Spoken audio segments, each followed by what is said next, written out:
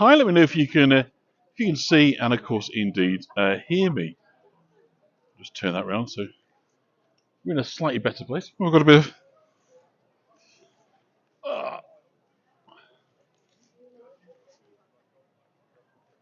Just do with a little clean on that back end there. Just hopefully slightly better. Can you see me? Can you hear me? Fantastic. See and hear me well. That's good. Is the picture clear? It just looks a little bit muffly to me, but I can't tell if that's my screen that's a bit mucky, or you can see in here. Okay. So I'm gonna assume that we are good, and there we are at 5. We'll look at that again in a minute. That's 5 o'clock. So I think we will get kicked on. So hello, one and all. Greetings from York, and here behind me. Bit mucky, yeah, it is, isn't it? I don't know what that is. I don't know if it's something on this lens. I'm just trying to clean it, but I don't want to mess up the gimbal. If that's any better, we'll have a look as we go around. Yeah, I don't know what that is. It could be bandwidth. It could be just bear with. We're going to keep moving. It could be just people. So it could be. So okay. So welcome to York. Today it's World Chocolate Day, and we're going to talk all about the history of chocolates here in York, which should be interesting. So we're starting here, and what we're going to do is look at buildings, obviously some of whom still contain the chocolate purpose, many of whom don't. It's not smeary, it's nothing on my lens. I've cleaned it 3 times, Leslie. So I think this is the amount of people. I think it's a 4G issue, and as we move on, hopefully it'll improve. We'll just take a minute. So don't keep talking about the blurriness, don't worry about it. I think it will improve as we kind of move around. I can see it's starting to clear already, so I think it's people. So anyway, welcome one and all. I'm going to talk about chocolate history in York today. The kind of York being, of course, the chocolate city. And so let's just going to spin round. And we're starting here at St Helens Square. And this building is very appropriate to our story because in the year of 1828, a chap called, there you are, you had your moment, right, Joseph Terry took full possession of this building here in York for a confection business. And he marked the occasion by changing the name of the business to Joseph Terry and Company. And if we look up, you can see that the building still bears his name, up there, Terry's. And it used to become one of the most successful confectionery companies in history. And its name is indelibly linked to York. I'll just bring us up an image, if I'm able. I'm using a different phone today, so if I might struggle on the images, but let's have a go. No, cancel that.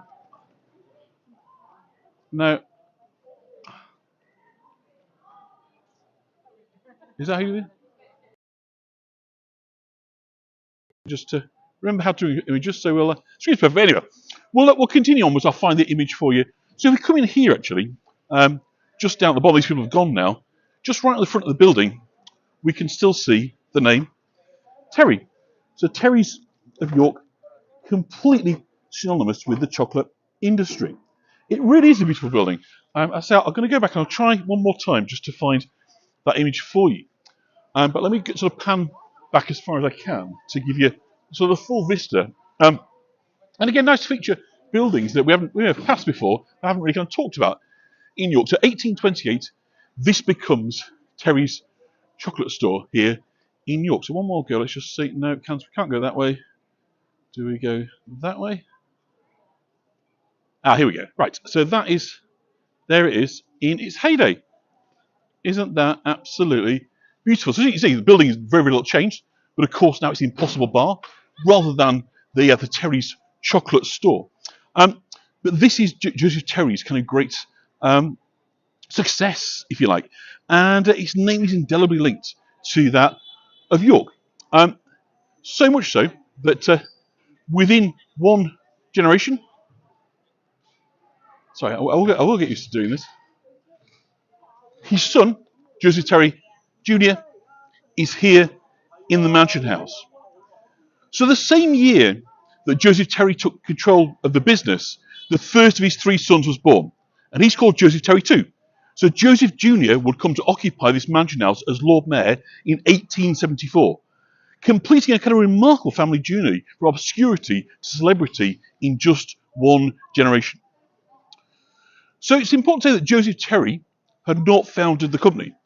The business had begun in 1767 as a shop close to Booth and Bar. We've stopped Booth and Bar many times in this tour. And it was selling cough lozenges, lemon and orange candied fruit, and other sweets. And the firm took the name as Baildon and Berry when Robert Berry formed a business partnership with William Baildon. So Baildon and Berry had moved their operations to St Helens Square in 1818. So the business I just showed you at first in 1818 opened as Baildon and Berry. In 1828 it became Joseph Terry's shop.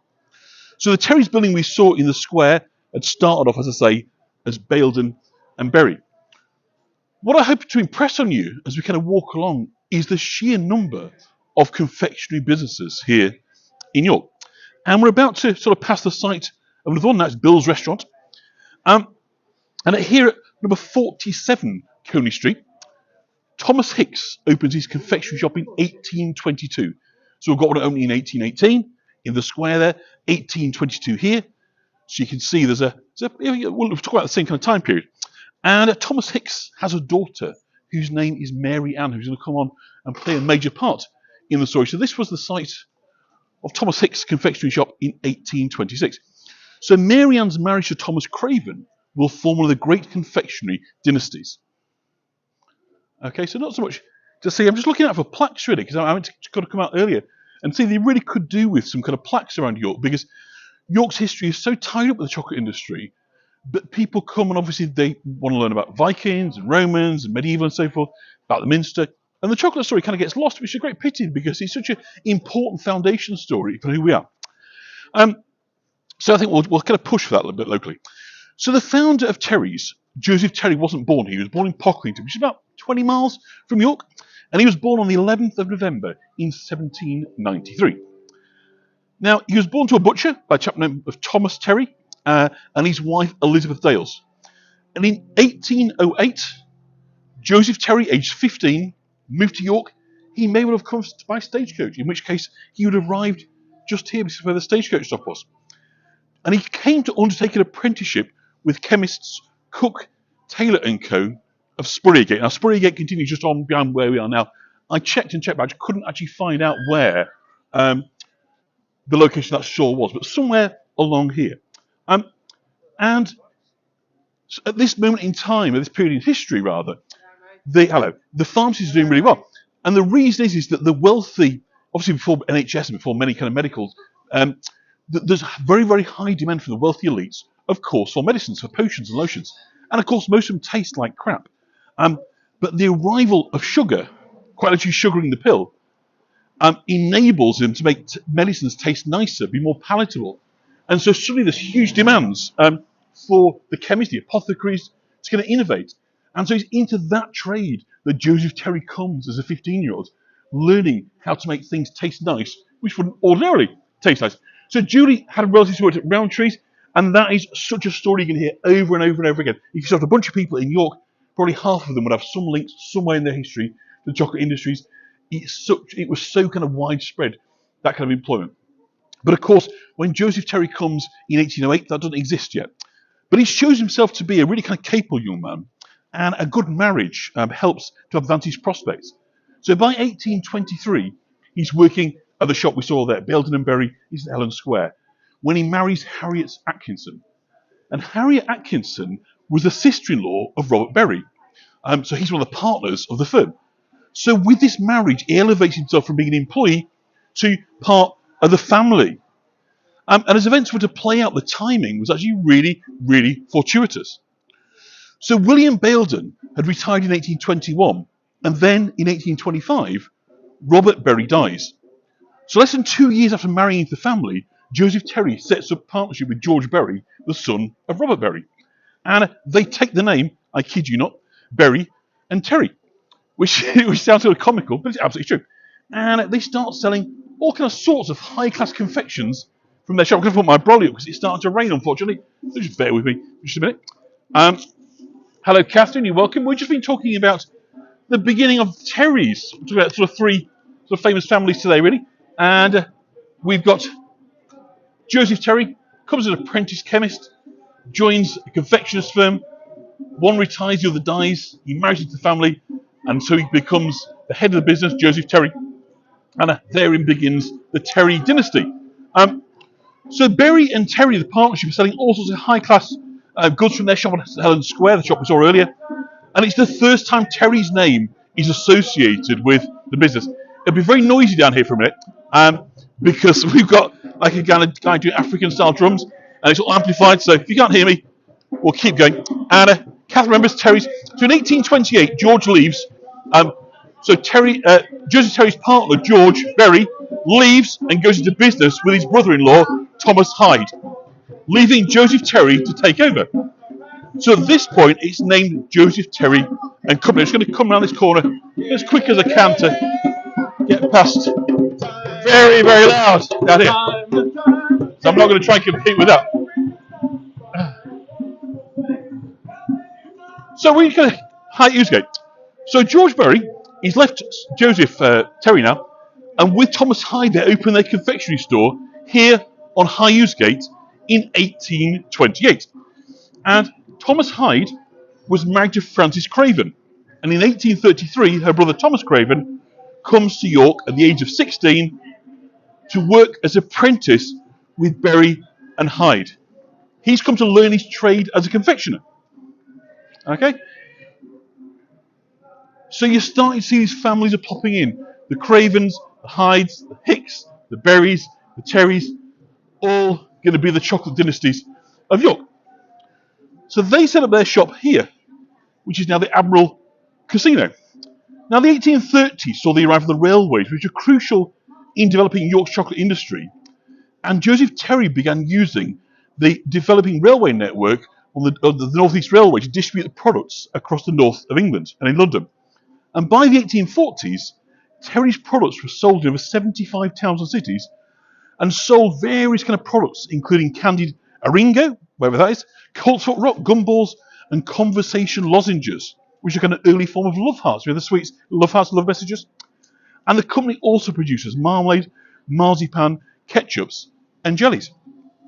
So Berry and Hyde's shop, as I say, was here at 20 High Usegate. And when Thomas Craven had completed his apprenticeship in 1840, he becomes a freeman, which means he can ply his trade, and he works here. And he continues to work at Hyde and Berry, and Thomas Hyde dies in 1843. At that point, Thomas Craven sets up himself in a shop next door. And it's here, at the Ann Summer store, believe it or not. 19 High Usegate.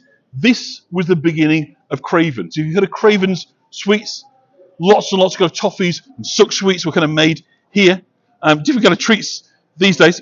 They were purveyors of confectionery, teas, coffees, so rather different kind of treats these days. But this is the beginning of the Craven's factory. So jelly fruits, absolutely, French almonds, kind of candied almonds, everything kind of along those lines, sugared almonds, all those kind of things were all made here in York. So Thomas Craven, of the Craven legacy, marries Mary Anne Hicks, the daughter of Thomas Hicks, who had his shop up on Cody Street there, in 1851. And in this marriage, they kind of unite the prominent confectionery families. So there's a kind of a coming together of these dynasties. And the confectioners of York, the Hicks, the Hydes, Berry, Terrys, and Cravens, would regularly meet up to discuss business matters. So they weren't so much competitions as kind of collaborators working together to improve standards in the industry. I'll tell you why in just a minute. So Thomas and Mary Anne Craven bought their factory sites just opposite here in the early 1850s for the princely sum of £1,300. It was located directly in front of us where we are now, where kind of Cafe Nero is. I think it might stop raining, so I'm going to just put my brolly down because it's a pain in the bum. I'm trying to do two things at once. So that was right here. And I'm going to get you a picture of the Craven factory if I remember now how did I do that? Did I do it well a minute ago, didn't I? Here we go. So the Craven's factory was there. So that existed until the 1960s. Julie might just, I don't know how old Julie is, but she might just, as a child, have some memory of that. But that's right where we're looking at now. So where you see the Costas, that's where the kind of Craven factory was. So they built up this this factory. Get rid of that. How did I do it? Oh, damn it. I wish I could remember how to do this each time. There we go. So on the 20th of February, 1860, Mary Anne's father, Joseph, dies. And 2 years later, she was left a widow when Thomas dies, aged 43. So she's faced with the challenging prospect of bringing up 3 young children. I can't do that. Sorry, I will.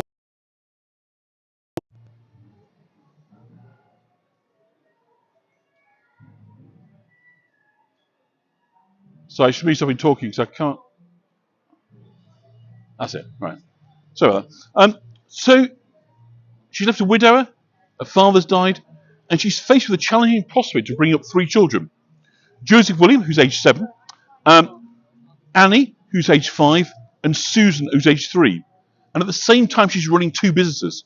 And it must have seemed like a formidable. There's a blue plaque. We'll go and look at that. Yeah. It's a formidable task for her, but she kind of resolves to take on the challenge and combines the 2 firms and runs them very, very successful. So Cravens of York, here we are. So Mary Anne Craven, master confectioner, established a factory on this site, known as Craven's French Almond Works. Continued here till 1966. So at top of Coppergate, and becomes M.A. Craven and son with a son Joseph joining the family firm, and they become renowned for their toffees and their humbugs. It started raining again. And in 1861, just before her husband died, they were employing 50 men and 40 boys. So it really kind of grown. It was a real kind of local success story. So we have to put our brolly back up again. It's going to be one of those days, up and down, up and down. But we will do our best to keep everything dry. Buffering early. We'll keep walking. So by 1881, the census said at this factory they were employing 100 hands. And working at the Coppergate factory to make kind of fine quality wholesale products. So Mary was very small. She was a tiny woman. And famously, she sat on a high chair, looking over to ensure that her workers were working and not talking. There was also 4 Craven's retail shops in York, including Mary Anne's sweet shop in the Shambles, which had a sweet museum on the first floor. So Mary Anne Craven was a kind of true pioneer in the confectionery industry and a formidable woman. She died in 1900, working sort of right up to the end of phase. It's not so much a poncho for me. I'm not about me getting wet, Julie. It's keeping the kit dry that's the challenge. And obviously, it's also, we'll talk about the stained glass window when we walk back up. But what's kind of interesting is, of course, with the need for space in the early kind of 1970s, or is it late 60s? I think they start demolishing the factory. And that enables them to look, and they're fantastic at it, the brothers, to look at this area archaeologically. And so, again, let me just, I wish I could just remember exactly what I had there. It's right in the middle of the screen. I see. So, got it. So you can see, here's the beginning of the demolition, I think in 1966. And then what that enables is, cut that one off, is a widespread archaeological dig in the 1970s. And so that is the site of the Viking dig. That is Jorvik. And so where we're stood right now, this gives us, if you like, the sense of the footprint of the factory, because all the area that's been excavated in that dig is now the Coppergate Centre, the Jorvik Centre that we're kind of passing now. So this is the footprint, if you like, of the Craven's factory. So all those lovely umbrellas would have been within the Craven's factory. So that's where the lost brollies go, absolutely. So that gives you a kind of sense of kind of where we are. I've got it now. It's from the centre of the screen to the right. So again, just the rain, it keeps coming down. It's an annoying kind of weathery day. So hopefully it's clear that buffering has slowed down. Well, it's not so much an issue now. We're going to pass now into Castlegate, another street that has got an incredibly important link to our history. It's also the home of the Friends Meeting House, and the Society of Friends, more commonly known as the Quakers, played a huge role in developing the confectionery industry in England. Quakers chose the confectionery business, by the way, due to kind of matters of conscience. Cocoa and sugar appeared to be ethical alternatives to alcohol, and they were seen as the cause of a great moral evil to the Quakers at the time. So again, if I just bring up a picture, you can see working man here drinking his cocoa. And this was the idea, that they could get the working man who believed they needed alcohol to fortify him through his day of manual labour, instead by drinking cocoa on a morning that would do instead. And as a result, of course, as Quakers and members of the temperance movement, they were trying to stop people from drinking alcohol. So that's why the Quakers were so heavily involved in chocolate. But let's not get ahead of ourselves. So during the Victorian era, rather, the popularity of chocolate sort of catapulted 3 Quaker confectioners into public prominence. And they were Fry's of Bristol, Cadbury's of Birmingham, and Rowntree's of York. But as you're going to find out very shortly, they're all actually really from York. But famously, Henry Isaac Rowntree, the founder of the famous company, set up his cocoa and chocolate business here in Castlegate in 1862. So again, we've got a picture of Henry Isaac.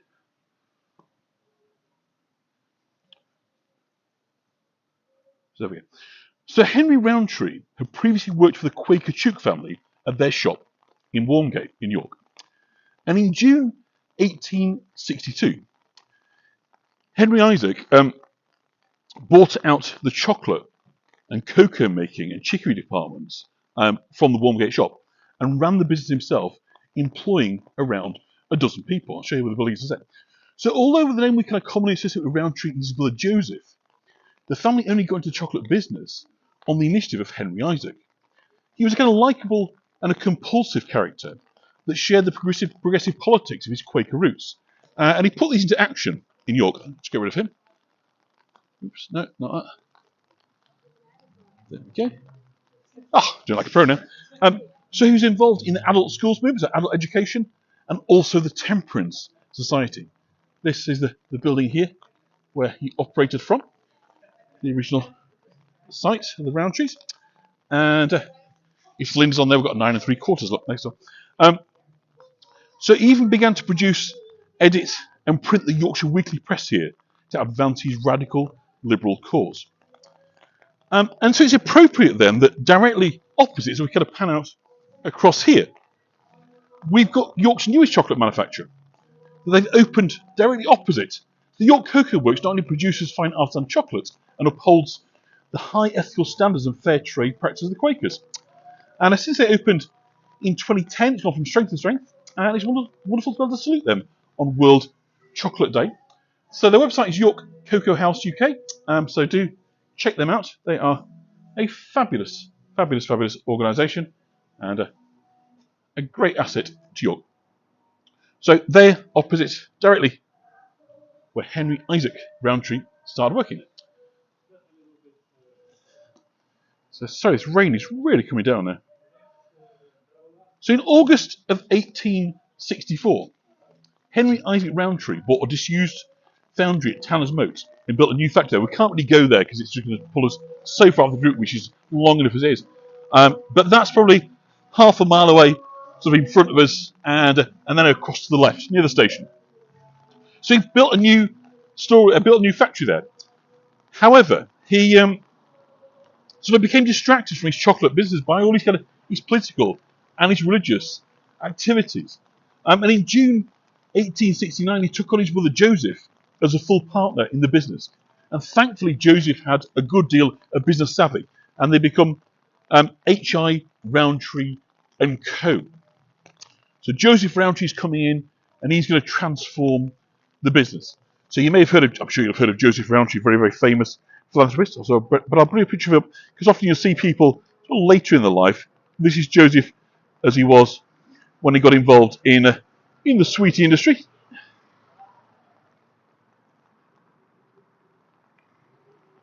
Okay. So the brothers continued in partnership, and the businesses went from strength to strength. Sorry, let me just come under here. Just try and get out of the rain, keep my kit dry. It's really coming down now. Until unfortunately Henry dies in May of 1883.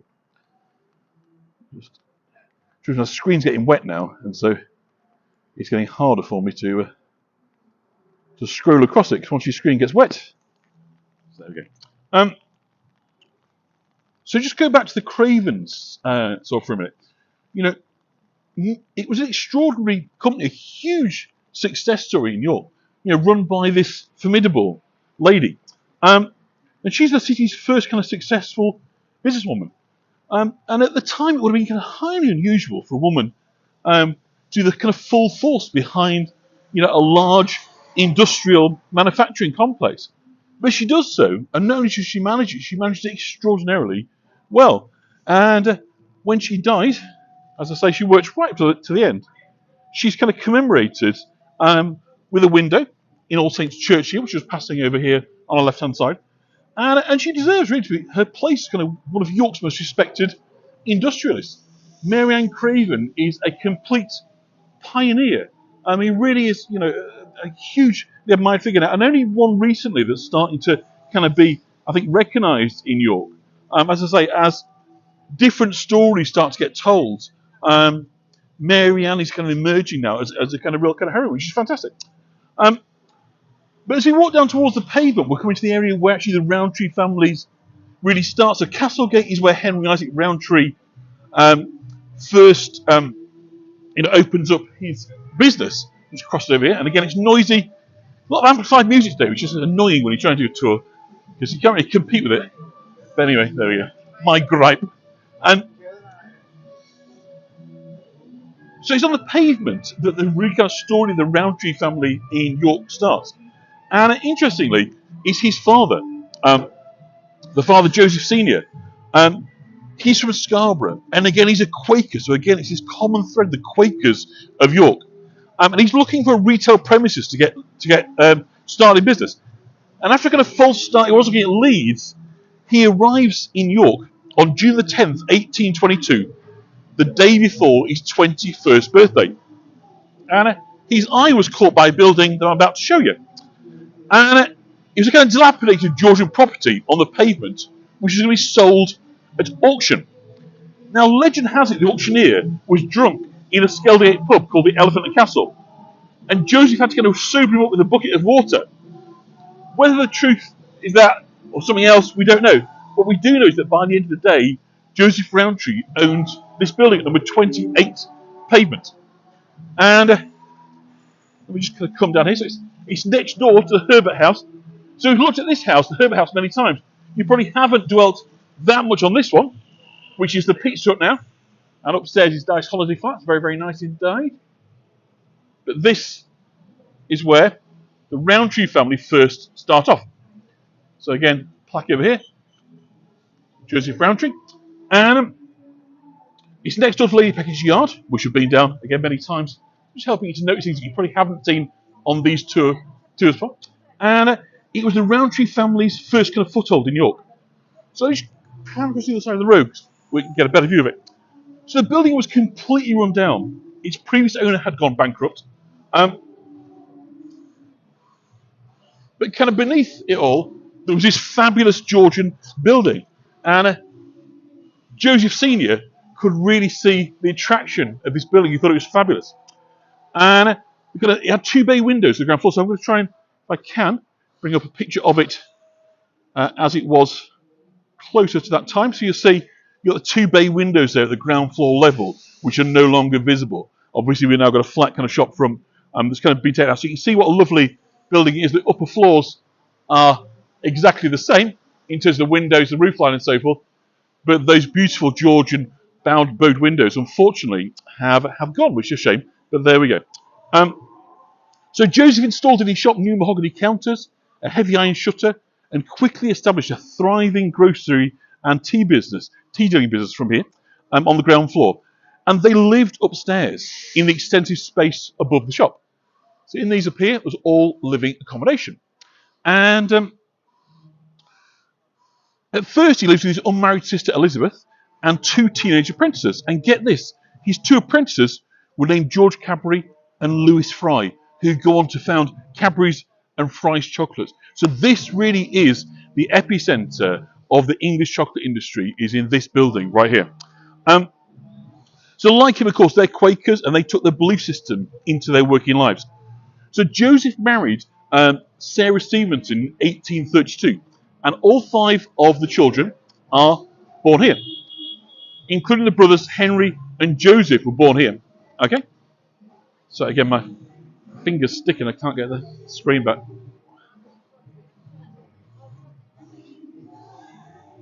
Apologies, I'll be with you in a minute. So 1841 census also records the presence of a living governess. Why won't you go? So as you probably know, when things get wet, touchscreens just don't really work. Because I'm using touchscreen controls, I can no longer get that to work. So that's fine. Go on, go. Gone. Right. Sorry about that. There we go. Isn't it gorgeous building? So in 1850, Joseph Sr. took both Henry and Joseph Jr. to Ireland to witness the impact of the hunger, the famine. And this kind of really kind of cements in them the grounding for their political and religious and faith beliefs. And they become deeply committed to kind of poverty alleviation and social justice, which is how the kind of Rowntree Foundation gets there. So I'm going to move across behind this wagon. It's completely blocking out all my view now. A rather selfish lorry driver arriving just to mess up my aesthetic. But there we are, the other side. So that's a really important element in their lives. Is so Mary Anne Craven then had a sweetie shop on the Shambles, not quite sure where, but she was there. So that exposure, if you like, to the poverty, the suffering, the conditions in Ireland, kind of real sort of set a spark, under the boys. So there was a great deal. I'm just going to cross over now. Of focus, of philanthropy. As soon as Rowntree is making money through his shop, he's looking at what he can do to improve kind of social conditions, the improvement of the lives of people in York. And the shop there at Pavement, very, very close to this area coming into now, historically known as Hongate, which was a very, very deprived area. All pulled down in the 1960s, which is why they've got a horrible carbons of Stonebow here. I've shown that on tour before. It's a horrible building. Some like it. I'm not one of them. But this was all slums. It was all sort of cleared. So consequently, this is where he went to work. And we're going to go down Black Horse Passage, which I don't think we've ever been down before on a tour. So it's one of the Snickleways of York, but a little less attractive area. So it's not an area I think to bring you. But today it's appropriate because as we come down into kind of Black Horse Passage, we are coming down into an area that connected the Pavement Rowntree store to the slums. And so this is where Joseph Sr. opens a winter soup kitchen. So everyday crowds of destitute urban dwellers would queue here for hot food. And it was young Henry's duty to oversee the kitchen before starting his day at the shop. And the demand was staggering. One record shows that on one day 3,200 hot meals were served, which is absolutely incredible, isn't it? 3,200. Just gives you a sense of, we think of York as being affluent, but actually historically, a lot of it was very, very poor indeed. So Rowntree's goes from strength to strength. Viscount, I love Viscount biscuits. I don't know what them for years. A minty round biscuit was lovely, lovely. So in 1881, Rowntree's introduced the fruit pastille, which is still on sale today. And it was a copy of a sweet import from France. In case you wonder why they're called pastilles, it's because it's a French sweet. And they're importing them. And Rowntree's looked at it and thought, I bet we can do that cheaper.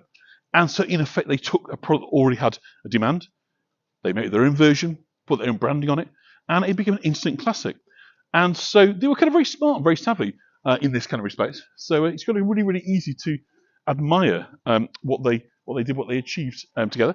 And it proved to be a huge success to the degree where it ended up being responsible for 25% of their tonnage in 1887. See the city's ripped backside, I'd never show you something like this normally.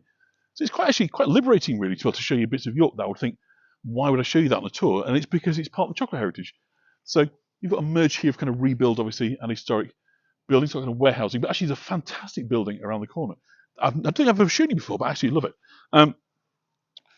So this success allowed the company to invest in a Van Houten press, which enabled it to produce chocolate with the cocoa butter removed to compete with Cadbury's successful cocoa essence. And this was a game changer, enabling the production of milk chocolate. See, we're by the foss now. It's quite slippy down here. But we'll talk to you about this building here.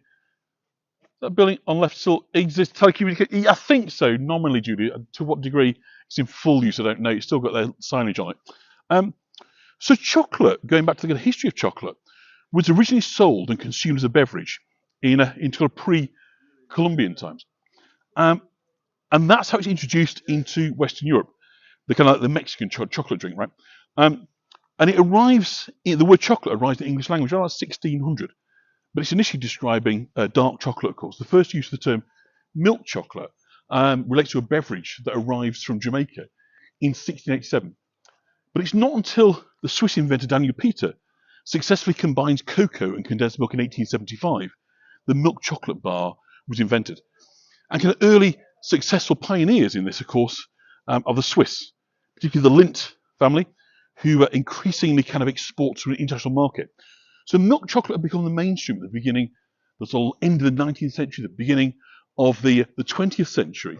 And it's this period where you see the Milka, Cadbury's Dairy Milk, Hershey bar, and a dramatic increase in world cocoa consumption. So basically, Rowntrees were buying into a global boom industry. I've got a lovely, if I can bring it up, old ad there from I think about the 1920s. Rowntree's milk chocolate. So it really was the product that everyone wanted. It was cheap, it was plentiful. It's just chocolate no longer as a luxury item, but rather as something that regular people could consume. So let me just get rid of that. Every time I ping up a picture, I think I'm not going to do this again. But we're nearly at the end of the picture now, so there we go. Isn't it wonderful, this building? So a huge advantage for the chocolatiers of York was the river access to the sea. So thanks, of course, to York's ideal location on the River Ouse, this is actually the Foss rather, but it links together, cocoa beans could travel to the chocolate city easily via the boat, and the docks, of course, at Holgull and other Yorkshire locations, just a short sail away. So in many respects, like do you remember Charlie and Chocolate Factory with his river of chocolate? That's really what these are, the rivers of chocolate, because they bring the means of production right up to the factories and the wharfs. So the River Wharf here linking to the Ouse, this is a perfect place for Rowntree Wharf. So consisting of 5 stories and a 9-story water tower, so you look at the water tower there, it's probably York's best industrial building. Originally one of the largest flour mills in Europe, it was founded by Henry Leatham in 1860. So we'll have a walk along both sides and kind of look. So it's fine. It is linked to Swiss chocolate, absolutely. Yes, I'm saying so. Milk chocolate really, its first commercial application is linked in Switzerland, but it soon gets kind of picked up as a process. And basically, it's the introduction of the cocoa press, which is a completely different way of. I'm not going to do that. So I'll watch the end and walk back. So the cocoa press is a completely different way to remove the cocoa butter, so it allows you to create something that's solid. Obviously, by taking out so much of the fat solid, I'm not a huge expert in any way on chocolate production, but what it does do is it allows you to make something that can be sold in blocks. So Mark asked if York have any canals. Well, not as such, Mark, but what we had was navigable rivers, 2 of them. Mostly the Ouse, of course, which is on the other side of here, which was tidal all the way down to the Humber Estuary. So about 40 miles from the sea. You could basically bring in very, very heavy boats. So in effect, it was like not quite a deep sea port, but not too far from being a deep sea port. But then you've got the Foss as well, which is entirely navigable. So consequently, it was very easy to get something in now. So Casey talks about smell. Now, smell is really important because the smell of York absolutely kind of defines it. As being a child living, as I did, let's kind of walk on, so we can't get out the end of there. So, but hopefully you agree it's an absolutely delightful building. You got used to the smell of chocolate in the air, and it wasn't especially sweet. It was almost slightly bitter, slightly burnt, very heady. Got right to the back of your nostrils, if you know what I mean. It was a really heady kind of smell that I wouldn't sort of say was nice. It was just sort of ever present, as you might say. So that was kind of just part of childhood. I think I lived probably as the crow flew a shade over a mile from Terry's Chocolate Factory, which is where we're going to end up the tour today. So yeah, I think anybody that lived here during that period, I'm sure Julie will be able to testify, assuming you're here as a child, the smell of York. And obviously, if you're on one side of the city, it could have been smells from Rowntree's, Huntington Haxby End, mine, Bishopthorpe, was Terry's, but it was just there. It was a central part of being in York. It was a York person's thing, was living and growing up with the smell of chocolate in your nostrils. But I just love this building. I don't think I've ever brought you down here before. It's sort of a bit of a dog leg, so I've never sort of pretty thought of a reason to come down here today before.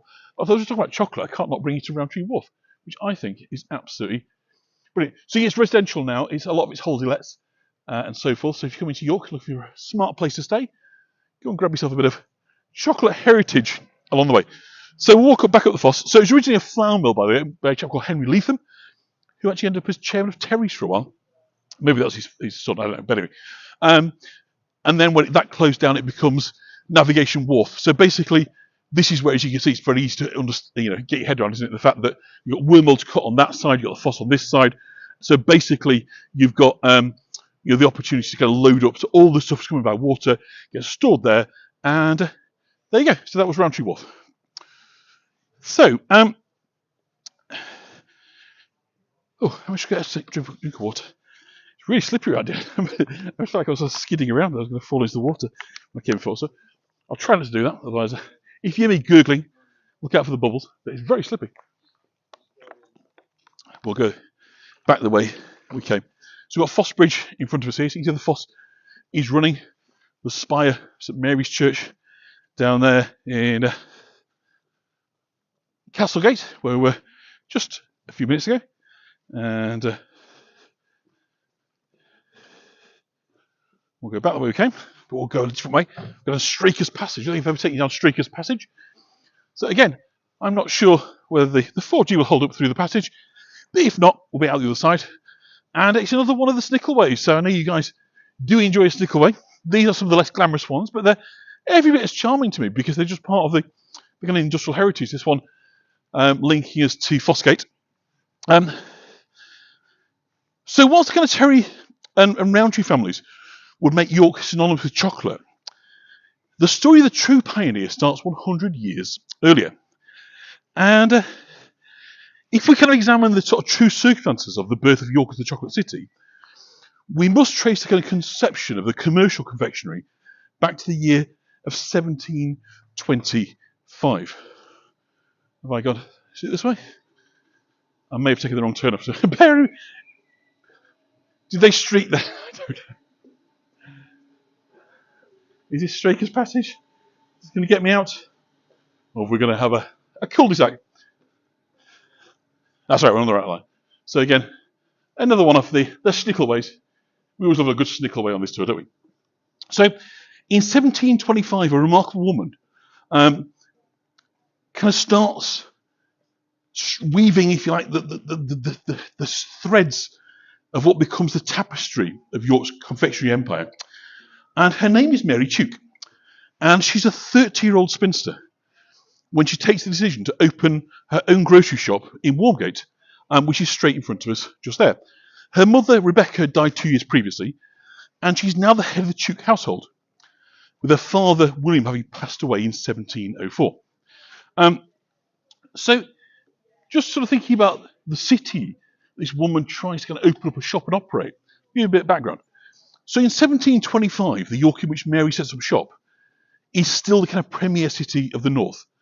It's kind of declining really in commercial importance. It's a kind of ever increasing shadow of the industrial centres that are growing up. The Leeds and the Birminghams and so forth are challenging York economically. But York is still the playground of the wealthy. So of course there's still demand for luxury goods and lovely things to eat and drink. Can't get on, stick away, eat too much chocolate, says Susan. Absolutely right. So York's still pretty large though. And you're running an industrial centre. It's a wealthy, prosperous town. But it's a fashionable place in the Georgian era of elegance.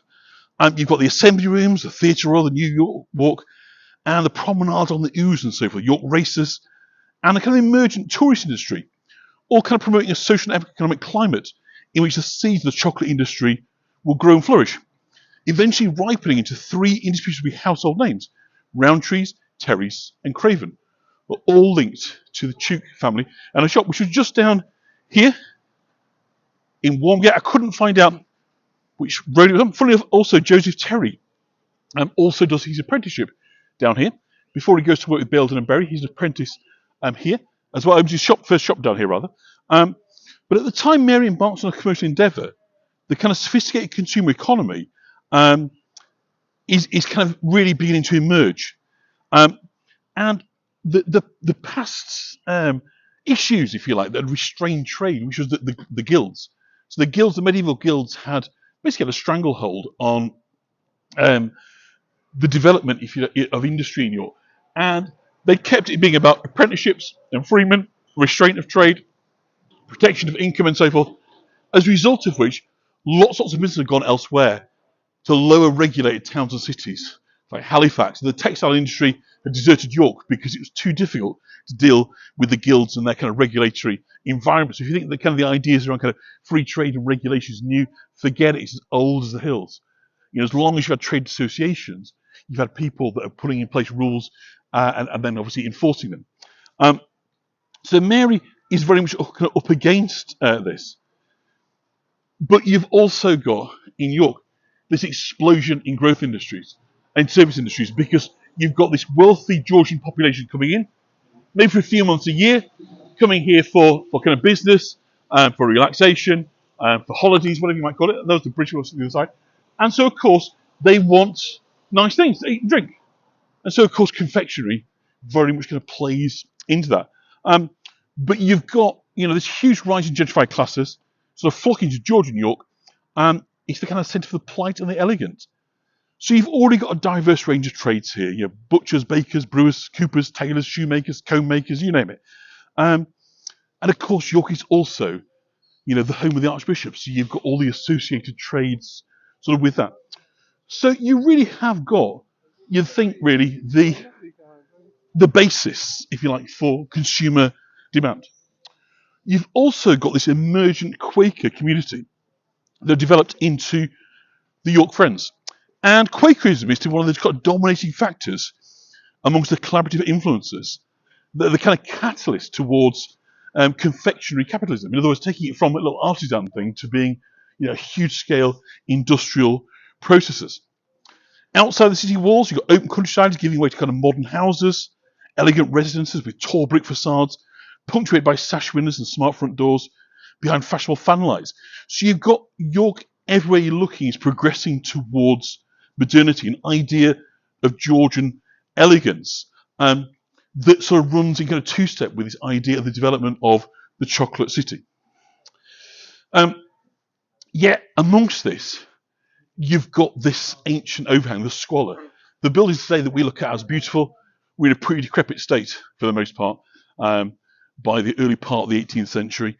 And so you got this medieval street pattern. So people arriving from London by coach after a 29-hour coach journey will be jolly confused, I think, between what on the one hand was this emergent Georgian city, on the other was this kind of higgledy-piggy rabbit warren of medieval streets. But hungry and exhausted, imagine how much they would have welcomed a warming cup of hot chocolate. And so that was, in effect, the beginning offer by Mary Tuke. The problem for Mary Tuke was that she was a spinster. She wasn't married. She wasn't a widow, therefore. Her father had died, and she wasn't a freeman, which meant she couldn't ply her trade. The regulatory environment was such that basically there was no legal basis for Mary Tuke to run her shop because she couldn't enter into the register of traders. She wasn't a freeman. So consequently, she was trading illegally. And believe it or not, for 8 full years, the Merchant Adventurers Company, just seen the Merchant Adventurers Hall there, continued to chase her, threatened her with fines and imprisonment and so forth, because what she was trying to do as a female entrepreneur, simply cut across their rules. They didn't allow, they kind of just wouldn't stand for this. So Mary Tuke was a remarkable woman to put up with huge amounts of hassle, really. But she's a visionary. She can understand how, created in the right fashion, the people of York, the manufacturer of York, could compete with the imported foodstuffs. The high-class Georgian consumers want very, very high-end consumer goods. And Mary Anne believes they can all be produced here in York. They need to be imported. And of course, you need to import them. You can sell them at a more competitive price and you can make a fatter profit. So there's money to be made. So she really is sort of kind of the capitalist mindset.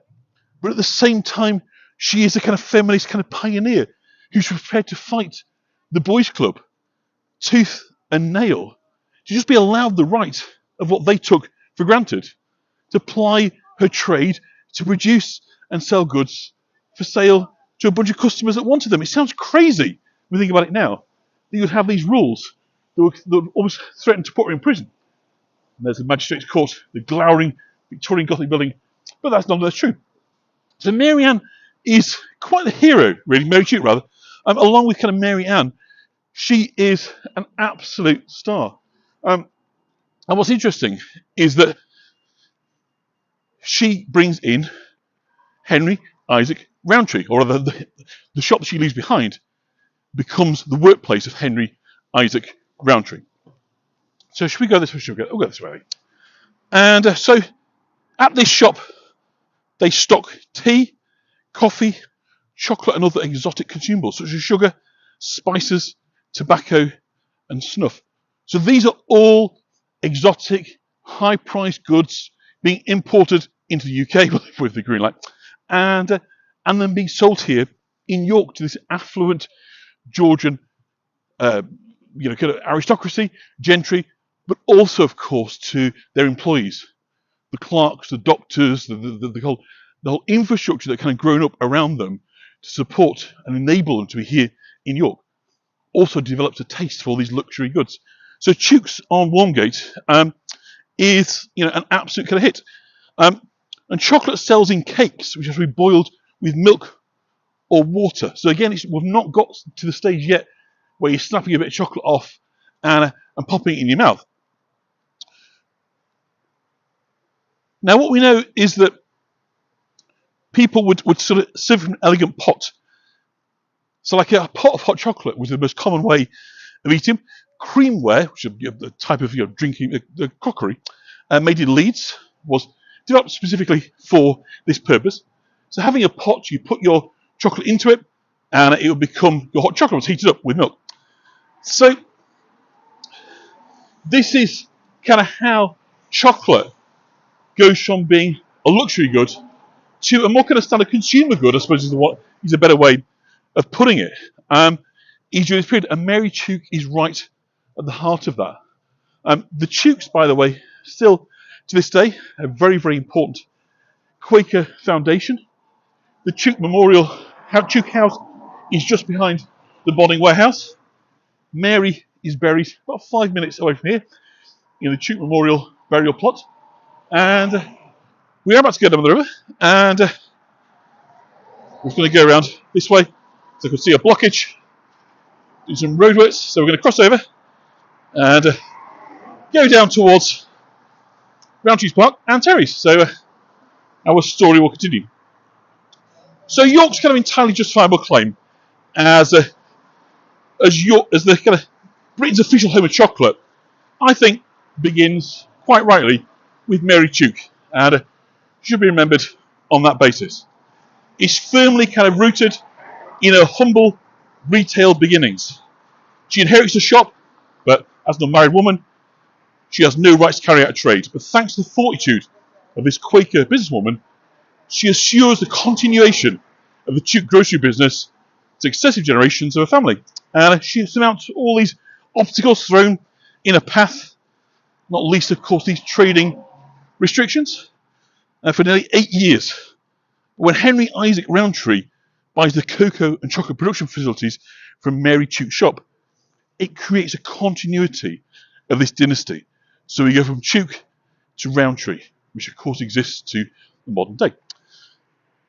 So could she ever have imagined what she started, particularly when we think not just about the chocolate production and sales, but of course about the sheer amount of social engineering and kind of profound, important social work that was done by the Rowntrees?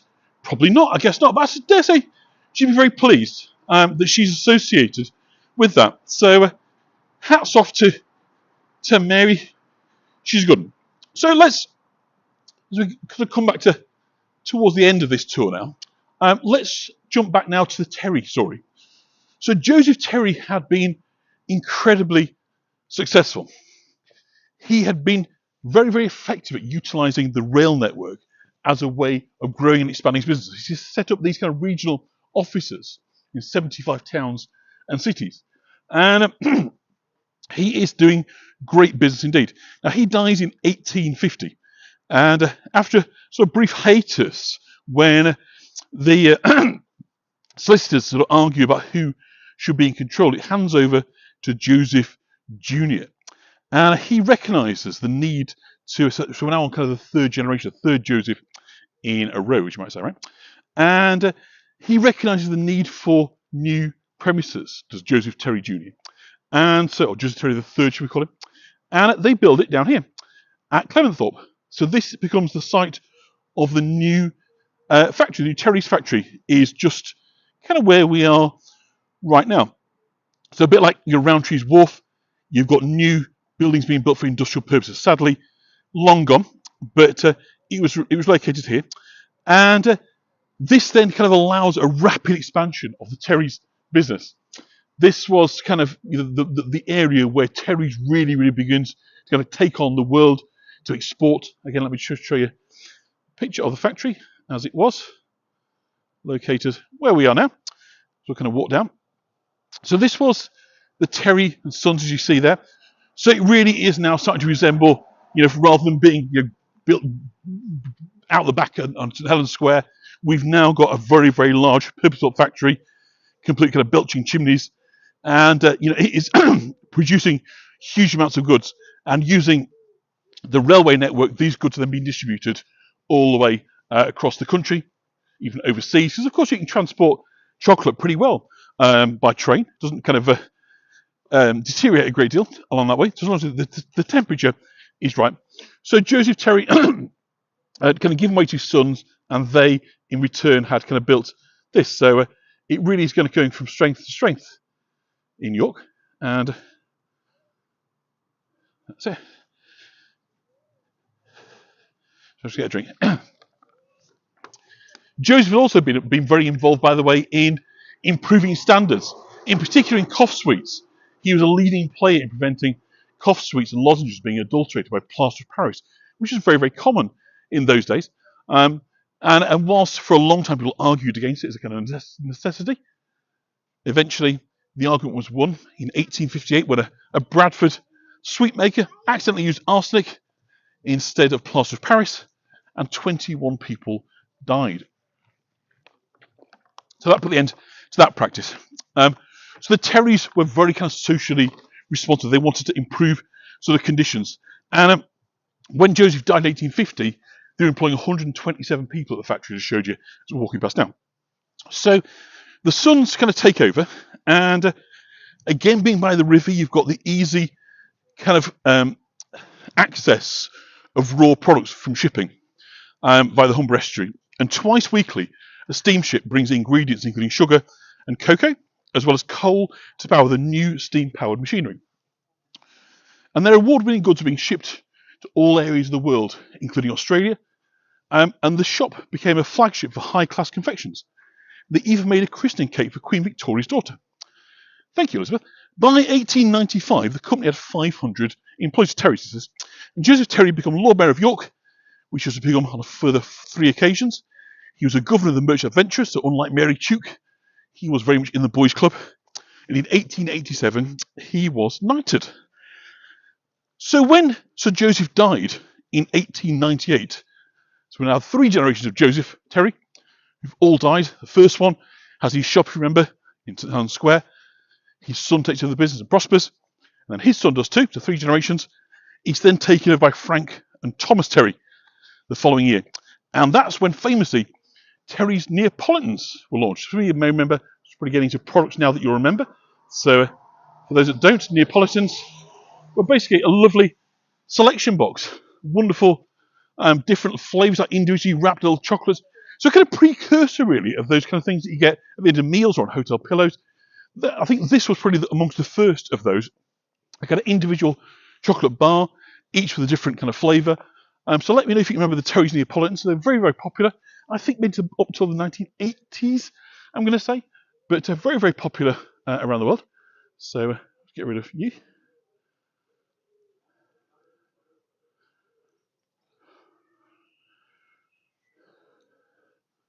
Remember Neapolitans? Mark does. Yep, fantastic. So they're coming in 1891. But it's after the First World War that the industry really kind of changed. You've got increasing mechanisation. And in order to capitalise it, Terry's needs to expand again. So they built this huge factory. But believe it or not, it's still not enough. They're looking to kind of continue to be based by the waterfront in order to make... so we're just by the river now. So the Chocolate River runs alongside us. They want to be based down here to continue with their deliveries. And then, believe it or not, a 20-acre site came available. And you think, wow, that is absolutely perfect. Completely ideal. Absolutely what they need. However, whether it's chance or coincidence, and you can judge this for yourselves, this site is bought by the Rowntree family. So the site that would have been perfect for the Terry Chocolate Factory is bought by the Rowntree family. And they proceed to give it to the people of York, which is a very, very nice gesture.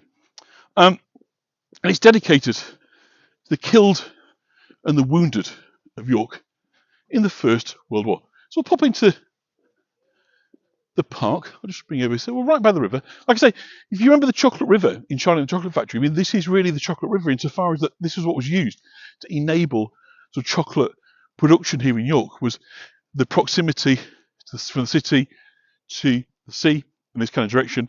So being able to bring in all those raw materials in, then using the railway to take the finished goods out. They're the kind of the two huge prongs. But then you add to that, of course, this Quaker sense of doing business right. So in the Quaker kind of business practice, you pay your debts on time, you support your employees, you pay decent wages, you pay fair trade. Like, so fair trade's a kind of like a sort of modern version, really, of the kind of Quaker ideology. You're not looking to exploit, you're trying to leave like a light footprint behind. So not only were they creating an industry, if you like, obviously selling confectionery and products, you've also got within that, you're creating standards of behaviour that kind of facilitate different ideas towards what capitalism should and could be.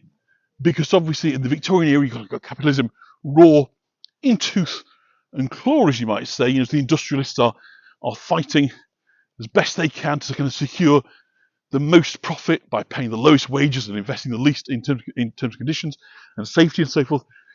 The Quakers are the complete opposite side of the dial. They're all about looking after people. And this park, as I say, it could be a bit of corporate spite. I'm not going to say it is, but it could be. But equally, it's kind of within their purviews, within their worldview. And I don't know if, for those of you who kind of been exposed to kind of Quakers, and York's a Quaker city. I mean, like the major institutions here, as I say, the factories, the University of York, where I was, schools, you know, York Bootham and Mount, who are the top independent schools, are Quaker sort of foundations. So the Quakers are incredibly influential here in terms of thinking. There's always been a reluctance upon the Quakers to get involved in politics. Lord Mayor's notwithstanding, because Lord Mayor's more of a ceremonial role than a direct political role, because their belief systems. So instead, they've used business, and they've used it like the retreat, so the mental health, for instance, the retreat The great Quaker institution up at Heslington, York, was a response to how people with mental illness were being treated in the middle part of the 18th century. But more than anything through business, through saying, let's talk it, let's walk it like we talk it, rather. I should probably brolly back up because we're raining again. What a day it's been for rain, on and off. So a great example of that is the chocolate firms, and none more so than the Rowntrees of York. But also this is echoed by people like the Cadburys, the Bourneville, of creating these model villages. Because, oh, do you know, I didn't know that, Leslie. They found a Barclays Bank, the Quakers. There we go. How did they lose their way then, Barclays? But anyway, that's a different story for a different day. So these gates, by the way, beautiful. They came from an 18th century French chateau. They are incredibly valuable. Again, donated by the Rowntree family. But I want to show you the war memorial just down here. So the sun's come out just as I did that. So we've not been in Rowntree's Park for ages. Let's go in here. On our way down to Terry's, not too far away from Terry's, and the end of the tour. So I'm running over a little bit. I do apologise, but hopefully it's a diversion worth having. So the idea of the Quakers really was about helping people to make the right choices.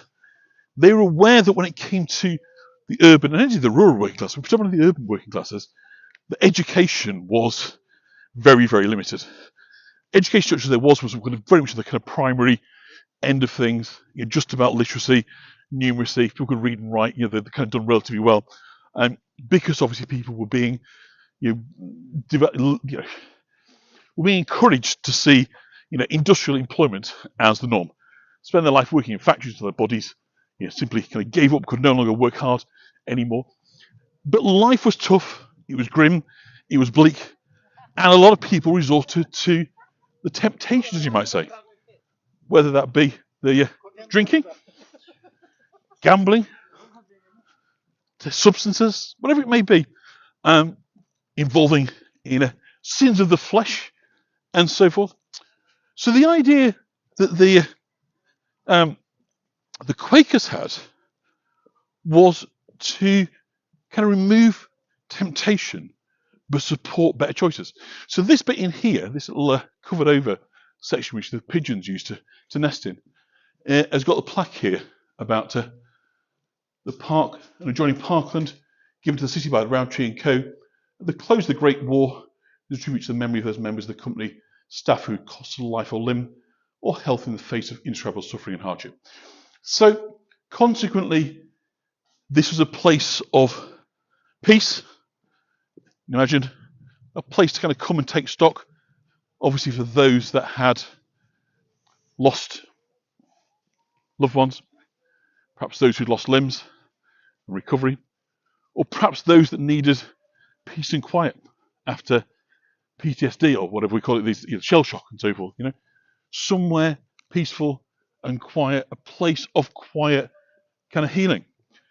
So that's what Rowntree's Park was. As I say, it's kind of easy to go, oh, you just did it to stop Terry's getting it. That may be true, but I think the motives of creating this just sit so four square within their kind of worldview that it seems rather church to just put it down to kind of industrial sort of spite.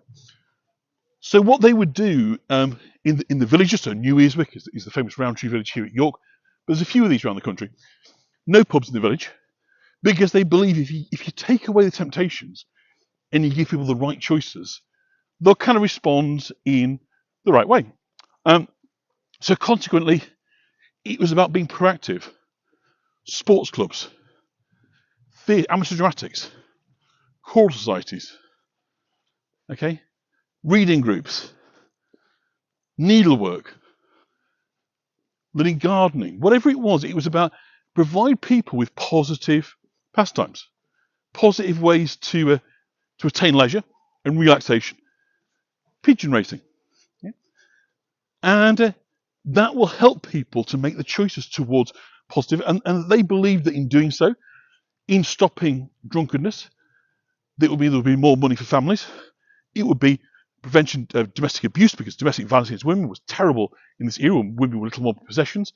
They were aware and right the way across domestic violence. And of course, violence against children as well, and all manner of abuse. So they believe that if you can persuade men not to be getting drunk, not to be gambling away their savings. I mean, my grandma She was born in 1914, so quite a way from us now. Not so long. It's my grandma, right?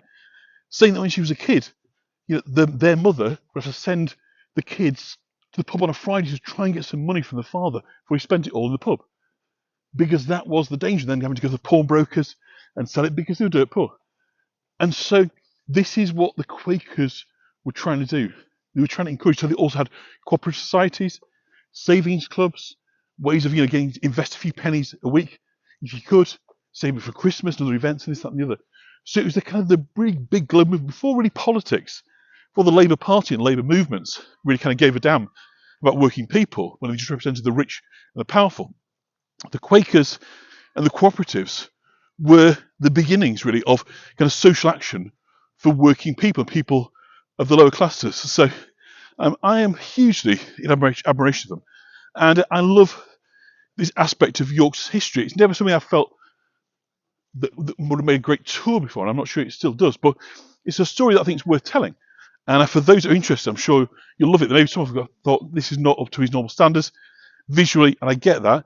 We haven't necessarily seen the prettiest parts of York, but I think in understanding a lot about the social history of York, that actually sits alongside understanding the pretty bits and the history. So I'm really pleased actually to do so. I'm really glad. Took a lot of researching, as ever they always do, these kind of tours.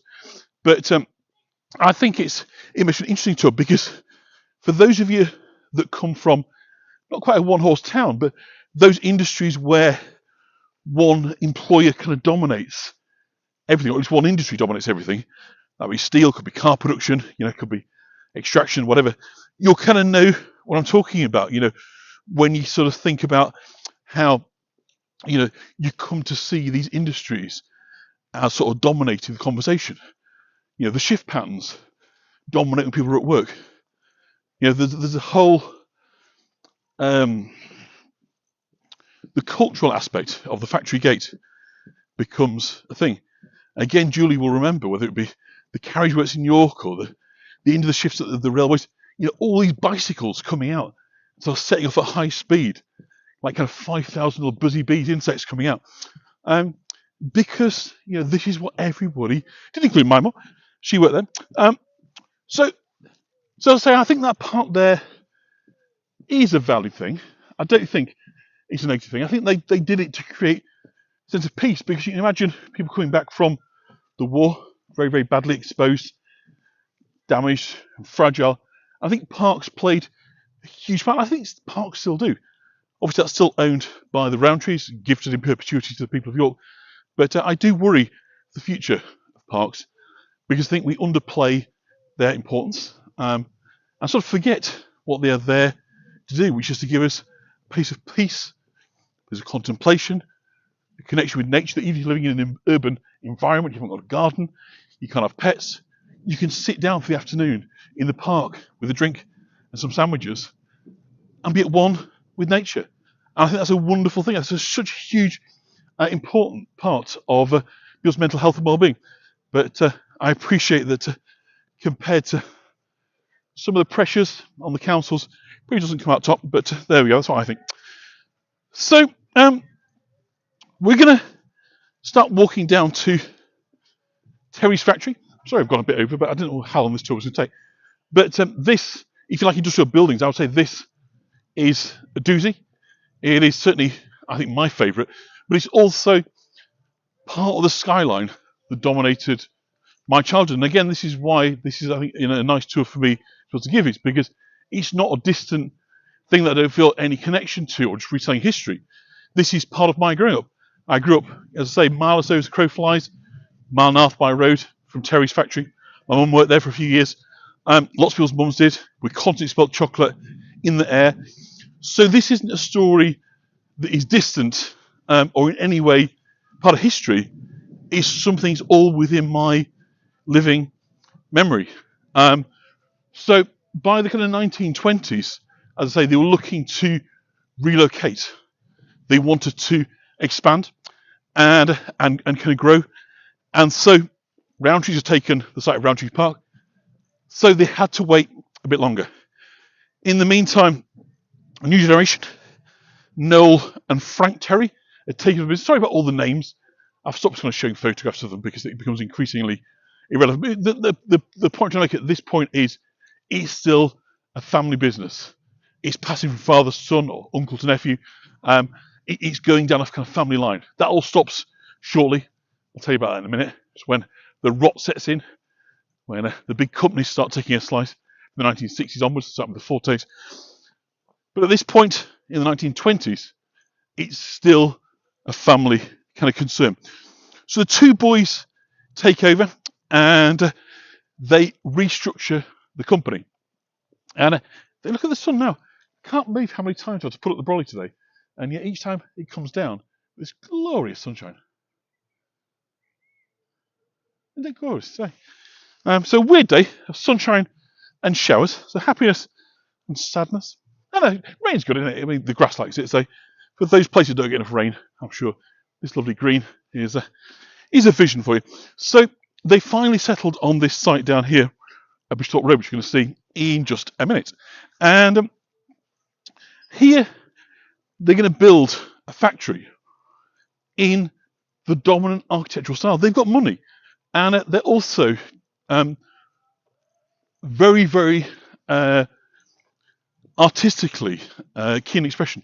The Noel Terry family house at Goddard's near me, beautiful arts and crafts, built by a chap or architect by a chap called Walter Brearley, who I showed you Walter Brearley's fabulous school. Remember that a couple of tours back, walking through Scarcroft Park, and I showed you that wonderful school. Victorian Scots, Walter Brearley.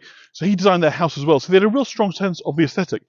So when it came to building this factory, they really wanted to build a statement that wasn't just about an industrial complex, but reflected where they were in terms of being at the pinnacle of York's sort of industrial kind of hierarchy.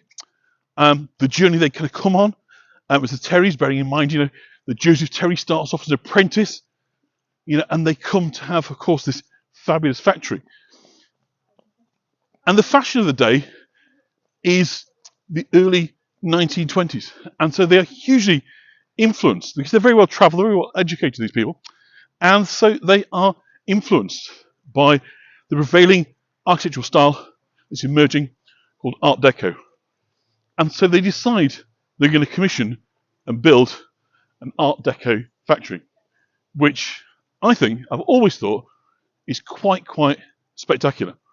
I'm going to sort of walk down through it fairly quickly because A, towards the end of the tour, and B, people live there, so I don't want to get in people's way and impose, but I just want to give you a sense of the glory and the majesty of this building.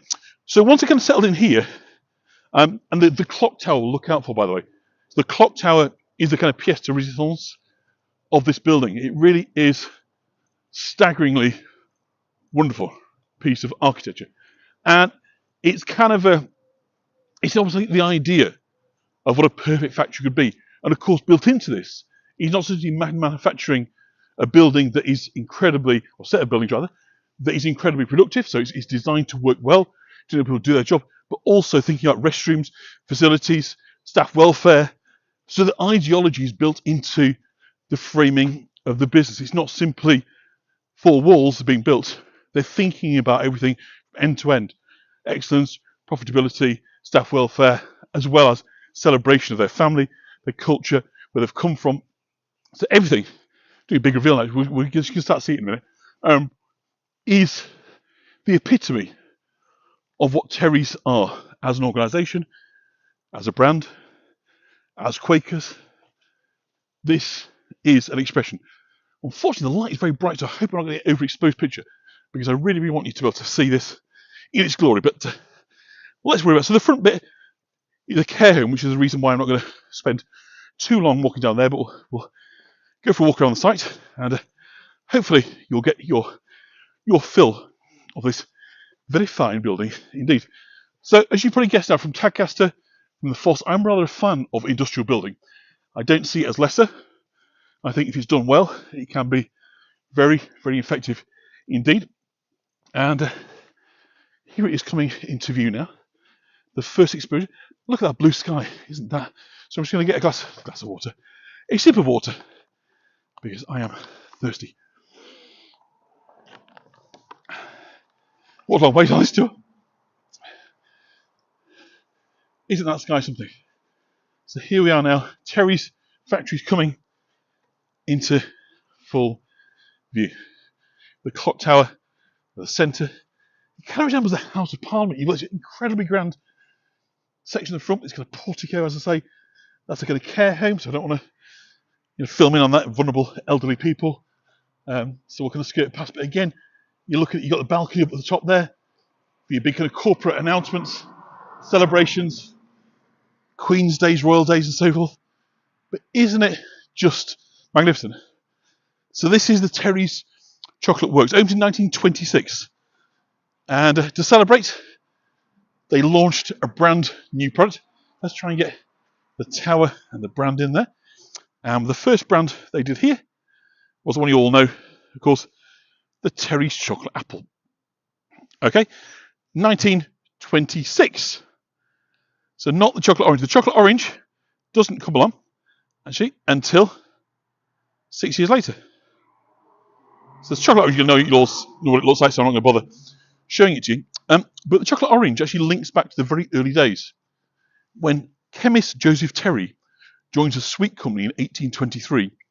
He developed new lines of chocolate, candied peel, and marmalade. So he is the progenitor, 100 years earlier, of the chocolate orange. Really impressive, aren't they? Beautiful buildings. And Terry's All Gold. Remember Terry's All Gold? Box of chocolates. They're introduced in 1931. So all these products are developed here on site, produced on site, packed here on site. It was an entire end to end. So every one of these buildings having a different function, from manufacture to packaging to research and development, products and so forth. They've all got these kind of different elements kind of going on. And in 1934, Joseph Terry and Sons was listed on the London Stock Exchange. At the outset of the war, it was kind of commandeered, and then everything sort of changed for this company because the War Department took it over, and it became what's known as a shadow factory. Let's come over here because the light's a bit better. If you've heard of a shadow factory, but a shadow factory was basically a factory taken over for the war effort, but it was designed to appear to continue to have its original function. So basically what that meant was, on the surface, it continued to be a chocolate factory. And they produced a small amount of chocolate here so that you'll get the smell of chocolate coming out sort of from the chimneys. But actually it was here to manufacture and repair Spitfire blades. So it's a part of the war effort, but its function had to be hidden to prevent it from being bombed by the Luftwaffe. So again, see up the top, we've got the Terry's clock. Isn't that fabulous? Absolutely love it. I think up here. So it becomes a shadow factory, and after the end of the war, there is a lot of rationing. It's difficult to get sugar, which is a problem, of course, for a chocolate factory. And so they decide they've got to make a choice. They can't keep on with the chocolate apple and the chocolate orange. And so they go, we're going to have to pick one of them. And so they decide, okay, let's just pick one. And they opt for, of course, the chocolate orange. So the chocolate apple is phased out. And that's in 1954. So during the heyday in York, the chocolate industries employed over 14,000 people. There's about 2,000 employed in it now, so a long, long way south of kind of where we were. And many families' livelihoods depend on this confectionery industry. And often different generations of the same family would work here. So you kind of got, this was a place that entire families would work. And so you got a strong attachment in York to the industry. So there's kind of mixed feelings that at this sort of very working class place of employment, you've now got very, very nice, but obviously places of affluent living quarters. So there's a bit of a kind of a slight discord, and a lot of people's sort of thinking between what Terry's was and what it's become kind of subsequently. The chocolate orange has, of course, gone on to become one of the world's most favourite items of confectionery. Sadly, it's no longer made here. The factory closed in 2005 after a kind of succession of buyouts that began in the 1960s with the Forte family, and eventually to Kraft, Kraft K-R-A-F-T. So Terry still operates, still made, but it's not made here in York, which is kind of really sad, I think. This city, famed for brands like Terry's, Rowntrees and Cravens, so little of it is made here. But actually, so much invented here, you know, from chocolate orange, Kit Kat, Yorkie bar, you name it, all came from here. Smarties. So that kind of skills and know-how has gone. So it's really lovely to be able to see businesses like the York Cocoa House, which is obviously opposite the original Rowntree building, Monk Bar Chocolatiers.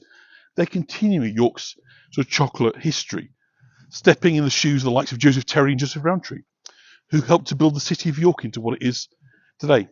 And they're doing that one chocolate block at a time. And so, as chocolate is becoming part of our history, as much as part of our identity, inevitably, the artists and sculpture are taking over. So we're going to end our tour here with a sculpture of a piece of chocolate history.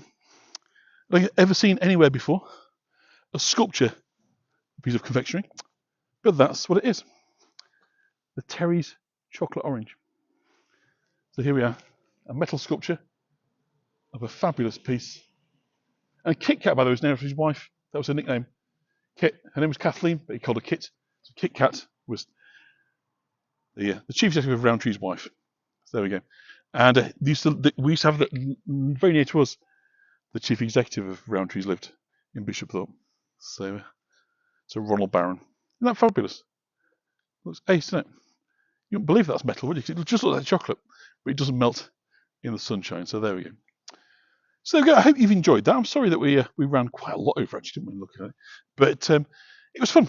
I really, really enjoyed our time together. I'm a bit exhausted now. So thank you for your time today, for your support as ever, and your kindness and participation, all the things that you do that make this such a delight to do. Keep doing that. Do give me a follow if you're not already. Subscribing on YouTube makes a big difference. The more subscribers I've got, the more people say yes to things I ask for. So do give me a like and all the kind of things that you know to do. So watch some videos. And I will look forward to seeing you very, very soon. But I'm going to have to sign off because I'm getting my throat, as you can probably hear, is rather dry. I've been going an hour and a half. And I think that's pretty much me done for today. So thank you so much from York and goodbye.